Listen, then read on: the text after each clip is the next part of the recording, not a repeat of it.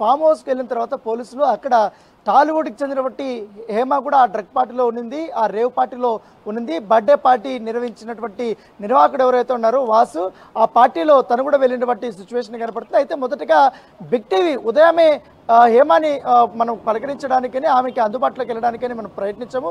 ఆమెకు ఫోన్ చేసినప్పుడు నేను ఇక్కడే హైదరాబాద్లో ఉంటే మొయినాబాద్లో ఒక ఫామ్ హౌస్లో ఉన్నాను, నాకు ఆ డ్రగ్ పార్టీకి ఆ రేవ్ పార్టీకి ఎటువంటి సంబంధం లేదు, నా పేరు మీద ఇటు సోషల్ మీడియాలోనూ ఇటు మెయిన్ స్ట్రీమ్ మీడియాలో కూడా నా పేరు కావాలనే రాస్తున్నారు, నన్ను ఇరికించాలని చూస్తున్నారంటూ కూడా ఆమె ఒక వీడియో కూడా రిలీజ్ చేసింది. ఇదే ఆ విషయాన్ని కూడా బిగ్ టీవీతో చెప్పినటువంటి నేపథ్యం అయితే కనపడుతుంది. సో అందరూ నిజమే అనుకున్నారు. కాకపోతే ఈ రకం మొత్తం తెలంగాణ ఇటు మొత్తం కర్ణాటక కానీ తెలంగాణ కానీ ఆంధ్రప్రదేశ్లో కానీ పూర్తి స్థాయిలో కూడా హేమాకి సంబంధించినటువంటి ఆమె ఫేస్బుక్ అకౌంట్స్ కానీ ఇవన్నిట్లో కూడా ఎక్కువగా అసలు నేను ఈ పార్టీకి అటెండ్ కాలేదంటూ కూడా మిస్లీడ్ చేసే విధంగా ఆమె పోస్టులు కూడా పెట్టినటువంటి నేపథ్యంలో పోలీసులు దీనిపైన స్పందించారు.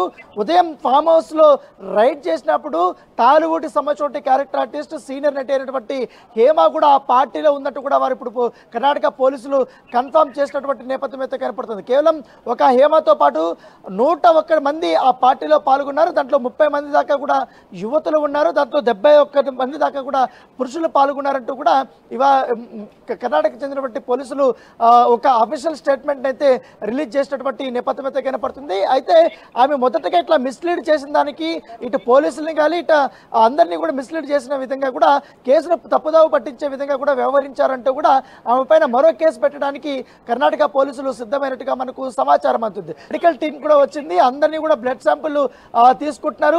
ఎవరెవరైతే డ్రగ్స్ తీసుకున్నారనే దానిపై కూడా ఒక